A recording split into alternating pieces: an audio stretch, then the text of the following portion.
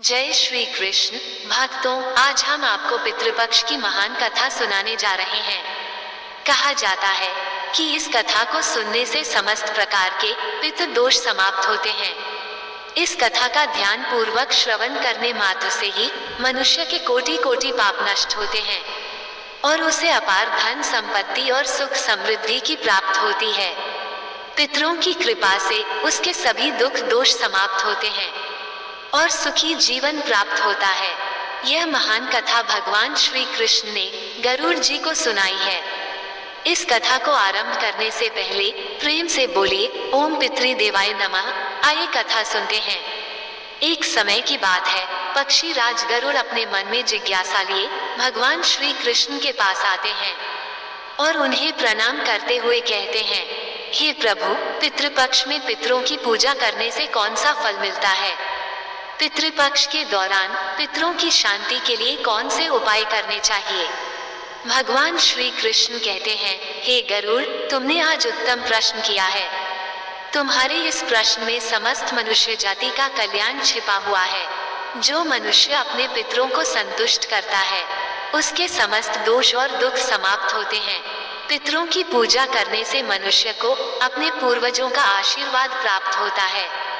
इस विषय में एक अप्सरा और ऋषि की प्राचीन कथा कही जाती है। इस कथा को श्रवण करने से तुम्हें तुम्हारे सभी प्रश्नों के उत्तर मिल जाएंगे। इसलिए हे गरुड़, तुम इस कथा को ध्यान से सुनो। इस कथा को जो भी सुनता है, उसके समस्त प्रकार के पितृ दोष का नाश होता है। जो भी इस कथा को सुनता है और सुनाता है, उसके ऊपर पितरों की कृपा सदैव बनी रहती है। गरुड़ जी कहते हैं, हे प्रभु, आपके मुख से इस कथा को सुनने के लिए मैं उत्सुक हूँ। कृपया आप मुझे वह कथा सुनाइए। मैं इस कथा का प्रचार अवश्य करूँगा। फिर भगवान श्री कृष्णा गरुड़ जी को पितृपक्ष की कथा सुनाने लगते हैं। इसलिए श्रोताओं, आप भी इस कथा को ध्यानपूर्वक पूरा जरूर सुने। इस कथा के श्रवण मात्र से मनुष्य के सभी पाप और दोष नष्ट होते हैं।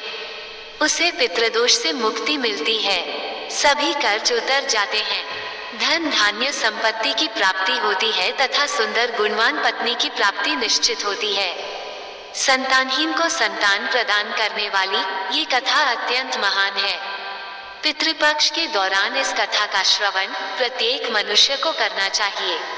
इसका श्रवण करने से पितृदेव प्रसन्न होते हैं और वरदान देते हैं। श्री कृष्ण कहते हैं, हे गरुड़, प्राचीन काल की बात है। रुचि नामक एक राजा थे जो संसार के माया मोह को छोड़कर निर्भय होकर ब्रह्मचर्य का पालन करते हुए निरंकार भाव से पृथ्वी पर विचरण करने लगे। उन्होंने संसार की सभी खुशियों और भोगों का त्याग कर दिया था। उन्होंने घर में रहना भी छोड़ दिया था। वह एक बार ही भोजन करते थे और वन में भटकते रहते थे। उन्हें ऐसा वैराग्य धारण किया हुआ देखकर उनके समस्त पितृगण अत्यंत दुखी हो गए। अपने वंशज को इस प्रकार से वंश को नष्ट करता हुआ देखकर उन्हें भय लगने लगा। उन्होंने सोचा कि वह स्वयं चलकर अपने वंशज से मिलेंगे और उसे वैराग्य का त्याग करने के लिए कहेंगे। फिर एक दिन जब ऋषि रुचि ध्यान मग्न होकर तपस्या कर रहे थे, उसी समय उनके समस्त पितृगण उसे स्थान पर प्रकट हुए। जब ऋषि रुचि ने अपनी आंखें खोली तो उन्होंने 4 दिव्य आत्माओं को अपने सामने खड़ा देखा। उन्हें देखकर वे आश्चर्यचकित हो गए और उन्हें प्रणाम करते हुए कहने लगे, हे महान आत्माओं, आप कौन हैं और किस कारण से आप मुझे दर्शन देने के लिए पधारे हैं? वे सभी दिव्य आत्माएं कहने लगी है, वत्स, हम तुम्हारे पूर्वज हैं और हम तुम्हारे इस वैराग्यपूर्ण आचरण से अत्यंत दुखी है, इसीलिए तुमसे मिलने के लिए आए हैं। ऋषि रुचि ने उन्हें नमस्कार करते हुए आदरपूर्वक पूछा है, पितृगण, आप सभी के दर्शन करके मैं कृतार्थ हो गया, किंतु आप मेरे आचरण से दुखी क्यों हैं? कृपया मुझे विस्तार से बताइए, मुझसे ऐसी कौन सी भूल हो गई है जो मेरे पूर्वज मुझे असंतुष्ट और दुखी हैं। तब वे सभी पितृगण कहने लगे, हे वत्स, तुमने किस कारण से विवाह नहीं किया? विवाह स्वर्ग और मोक्ष प्राप्ति का उत्तम मार्ग है। गृहस्थ आश्रम के बिना मनुष्य को शाश्वत बंधन होता है। गृहस्थ में रहकर मनुष्य देवताओं, पितरों, ऋषियों और याचकों की पूजा करके उत्तम लोकों को प्राप्त करता है। वह देवताओं को स्वाहा और पितरों को श्राद्ध शब्द के उच्चारण से तथा द्वार पर आए अतिथियों और याचकों को दान देकर संतुष्ट करता है। विवाह न करके, संतान को उत्पन्न न करके तुम देवरान तथा पितृजनों के ऋण से मुक्ति नहीं पा सकोगे। संसार में रहने वाले मनुष्य, ऋषि तथा अन्य प्राणियों के लिए भी तुम प्रतिदिन ऋणी ही हो रहे हो। संतान की उत्पत्ति के बिना तुम स्वर्ग को कैसे प्राप्त कर सकोगे? देव पूजा, पितर तर्पण तथा संन्यास ग्रहण किए बगैर तुम्हें स्वर्ग की प्राप्ति नहीं होगी। सभी पितर कहते हैं, हे पुत्र, यदि तुमने विवाह नहीं किया तो यह अन्याय केवल तुम्हें कष्ट ही देगा। ऐसा करने के बाद तुम्हें नरक की प्राप्ति होगी और अगले जन्म में भी कष्ट भोगोगे। फिर ऋषि रुचि ने अपने पितरों से कहा, हे पितरों, जीवन में विवाह करना अत्यंत दुखदायक है। इससे पाप का संग्रह होता है और अंत काल में यह अधोगति प्रदान करता है। इसी विचार से मैंने स्त्री के साथ विवाह नहीं किया है। स्त्री संग परिग्रह करने से मुक्ति नहीं मिलती। जो व्यक्ति अविवाहित रहकर प्रतिदिन विद्या ग्रहण करता है और ज्ञान के अमृत से अपनी आत्मा को निर्मल करता है, वो मेरे लिए श्रेष्ठ है। विद्वानों ने अनेक प्रकार के सांसारिक कर्मों का वर्णन किया है। इसलिए मनुष्य को अपने इंद्रियों पर संयम रखकर तत्व ज्ञान के जल से आत्मा को शुद्ध करना चाहिए। फिर पितरों ने कहा, इंद्रियों को वश में रखकर ज्ञान के द्वारा आत्मा को निर्मल करना चाहिए। तुम्हारा ये कथन उचित ही है, किंतु ये कल्याण का मार्ग नहीं है जिस पर तुम चल रहे हो। यज्ञ, तप और दान के द्वारा अपने अमल को दूर करते हुए फल प्राप्ति की कामना से रहित जो शुभ और अशुभ कर्म है, वो बंधन के कारण नहीं होते। जो पूर्व का कर्म है वह भोग से नष्ट होता है। पूर्व जन्म का जो पुण्य कर्म है वह सुख दुख को भोगने से निरंतर नष्ट होता रहता है। फिर ऋषि रुचि ने कहा है, पितामह, वेदों में कर्म मार्ग के प्रतिपादक द्वारा विद्या और माया की पुष्टि की गई है। इसलिए आप मुझे विवाह करने के लिए क्यों प्रेरित कर रहे हैं? विवाह करके मेरा अनिष्ट ही हो जाएगा। पितरों ने कहा है, वत्स, कर्म द्वारा जो कुछ भी किया जाता है वह विद्या है। ये सत्य है, किंतु विद्या प्राप्त करना भी एक प्रकार का कर्म है। शास्त्रों में जो बेहद कम है, सज्जन पुरुष उनका उल्लंघन नहीं करते। उन्हें उसी से मोक्ष की प्राप्ति होती है। शास्त्रों में पुरुष को विवाह करने की आज्ञा दी गई है। विवाह न करने पर पुरुष को मुक्ति नहीं मिलती है।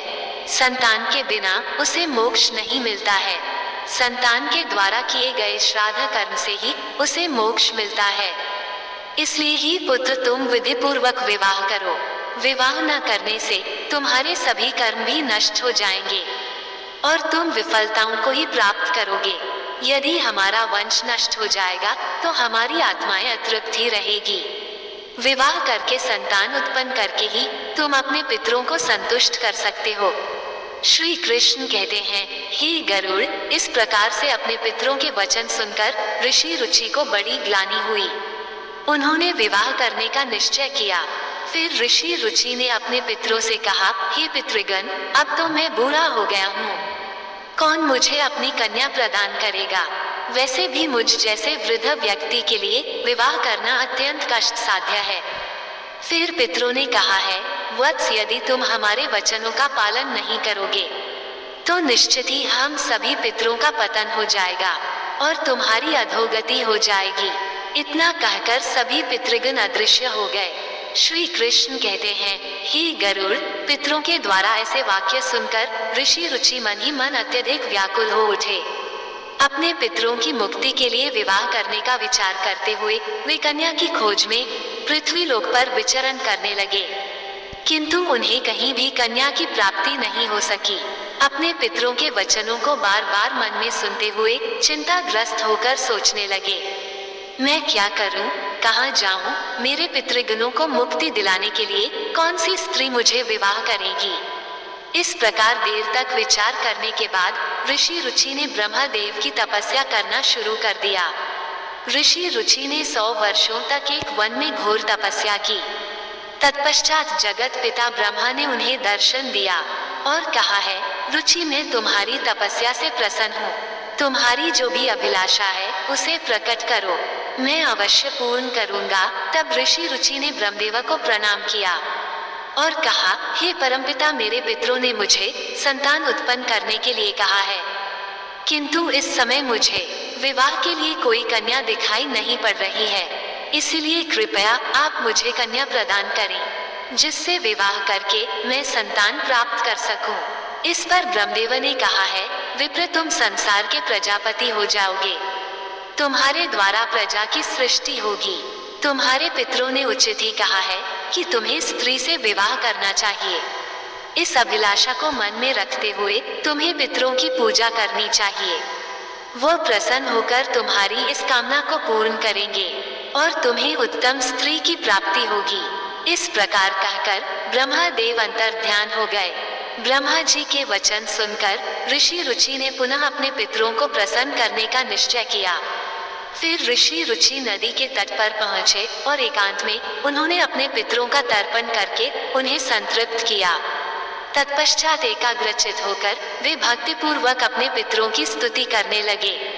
श्री कृष्ण कहते हैं, हे गरुड़, ऋषि रुचि ने अपने पितरों के लिए जो स्तुति की उसे प्रत्येक मनुष्य को ध्यान से सुनना चाहिए। ये स्तुति सब दुख और दोषों को नष्ट करने वाली है। जो केवल एक बार इस स्तुति को सुनता है उसके अनेक पाप नष्ट होते हैं और उसे पितरों का आशीर्वाद प्राप्त होता है। इसलिए तुम इस स्तुति को ध्यान से सुनो, तभी यह कथा सुनने का फल तुम्हें प्राप्त होगा। महात्मा रुचि इस प्रकार स्तुति करने लगे। जो आदि देवता के रूप में विद्यमान रहते हैं और जो श्राद्ध के अवसर पर देवताओं से स्वधा द्वारा तृप्ति किए जाते हैं, उन सभी पितृगणों को मैं नमस्कार करता हूँ। स्वर्ग में अवस्थित महर्षिगण भक्ति मुक्ति की कामना से मानसिक श्रद्धा द्वारा जिन्हें भक्ति पूर्वक तृप्ति करते हैं, उन सभी पितरों को मैं प्रणाम करता हूँ। अग्निष्मन बड़े सहित अजा और सोमप नामक पितृगण है। वे सभी इस श्राद्ध में मेरे द्वारा संतृप्त होकर तृप्ति को प्राप्त करें। मेरी पूर्व दिशा की रक्षा करें। बरिषद नामक पितृगण सर्वदा मेरी दक्षिण दिशा की रक्षा करें। आग पितृजन पश्चिम दिशा की तथा सोम पितृगण उत्तर दिशा की रक्षा करें। ये समस्त पितृजन राक्षस, भूत, पिशाच और असुर गणों के कारण उत्पन्न दोष से नित्य सब प्रकार से हमारी रक्षा करें। पितरों के 31 गण होते हैं जिनसे ये संपूर्ण जगत पर व्याप्त है। ये सभी पितृजन इस श्राद्ध में मेरे द्वारा संतुष्ट हो।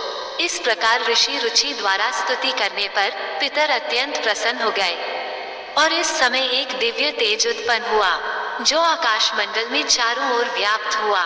संपूर्ण विश्व को अपने तेज से अच्छा अधिक करने वाली उस रोशनी को देखकर ऋषि रुचि अपने घुटने पर बैठकर फिर से पितरों की स्तुति करने लगे। रुचि की स्तुति सुनकर पितृगण अत्यंत प्रसन्न हुए और वह उनके सामने प्रकट हुए। रुचि ने पुष्प से उन्हें निवेदन किया था, वे सभी पितर उन्हीं को धारण करके उनके सामने प्रकट हुए। रुचि ने भक्ति पूर्वक हाथ जोड़कर अपने पितरों को प्रणाम किया और निवेदन किया। प्रसन्न होकर पितरों ने कहा है, पुत्र, तुम्हारी यह स्तुति से हम अत्यंत प्रसन्न हैं। इसलिए अब तुम्हारी जो भी कामना हो वह निसंकोच होकर कहो। फिर नतमस्तक होकर रुचि ने पितरों से कहा, हे पितृदेव, ब्रह्मदेव ने सृष्टि की रक्षा करने के लिए मुझे प्रजापति बनाया है। इसलिए मैं आपसे संतान उत्पन्न करने में समर्थ गुणवान चरित्रवान पत्नी की कामना करता हूँ। फिर पितरों ने कहा, इसी स्थान पर अभी इसी क्षण तुम्हें उत्तम मनोरमा पत्नी की प्राप्ति होगी और उसी से तुम्हें पुत्र होगा।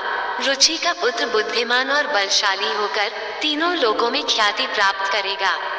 उसके भी अतिशय बलवान, महापराक्रमी, महात्मा और पृथ्वी का पालन करने वाले बहुत से पुत्र होंगे। इतना कहकर समस्त पितृगण ऋषि रुचि को आशीर्वाद देकर उसे स्थान से अंतर ध्यान हो गए।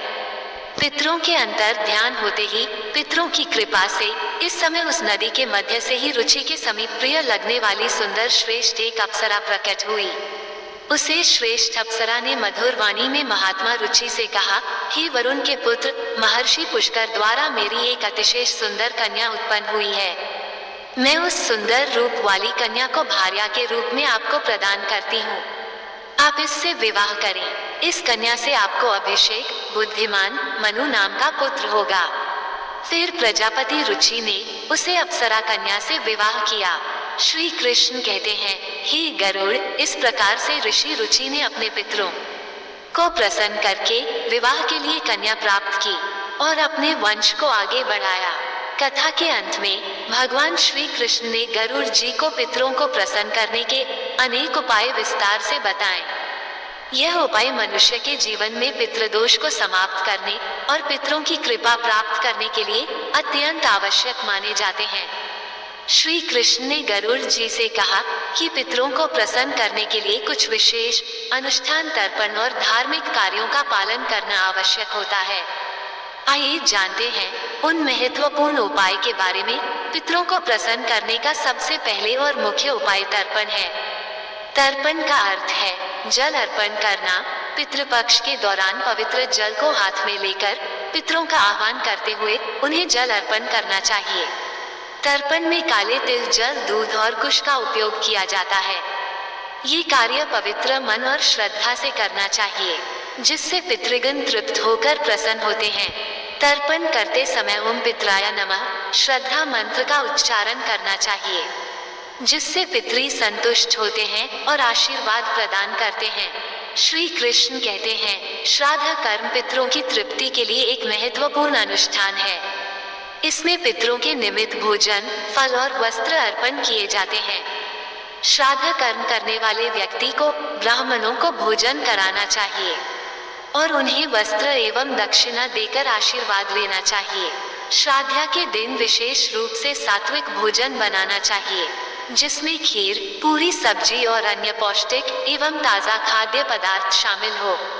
इस भोजन को पवित्रता के साथ पितरों के निमित्त अर्पण किया जाता है। तीसरा उपाय श्री कृष्ण ने बताया, गाय, ब्राह्मण और अन्य जीवों को भोजन। पितरों को प्रसन्न करने के लिए गाय, कुत्ते, कौवे और ब्राह्मणों को भोजन कराना अत्यंत शुभ माना जाता है। इन्हें भोजन अर्पण करने से पितृ तृप्त होते हैं और प्रसन्न होकर आशीर्वाद देते हैं। विशेष रूप से श्रद्धा के दिन गाय को हरी घास और रोटी खिलाना और कौवे को चावल व खीर खिलाना शुभ माना जाता है। इन कार्यों को करने से पितरों की कृपा प्राप्त होती है और पितृदोष से मुक्ति मिलती है। श्री कृष्ण कहते हैं, पीपल और तुलसी के वृक्ष की पूजा करना पितरों को प्रसन्न करने का महत्वपूर्ण उपाय है। पीपल का वृक्ष पितृगणों का निवास स्थान माना जाता है और तुलसी का पौधा देवी लक्ष्मी का प्रतीक होती है। श्राद्ध के दिन पीपल और तुलसी की पूजा करके पितरों को तृप्त किया जाता है। पीपल के वृक्ष के नीचे दीप जलाने से पितृगण प्रसन्न होते हैं और परिवार को सुख समृद्धि का आशीर्वाद देते हैं। भगवान श्री कृष्ण ने गरुड़ जी को बताया कि जो व्यक्ति पितृदोष से पीड़ित होता है उसे गया जी या अन्य पवित्र तीर्थ स्थलों पर जाकर पिंडदान करना चाहिए। गया जी में पिंडदान करने से पितृ संतुष्ट होकर मोक्ष प्राप्त करते हैं और वंशजों को आशीर्वाद देते हैं। पिंडदान के समय काले तिल, कुश और चावल का उपयोग करके पितरों को अर्पण करना चाहिए।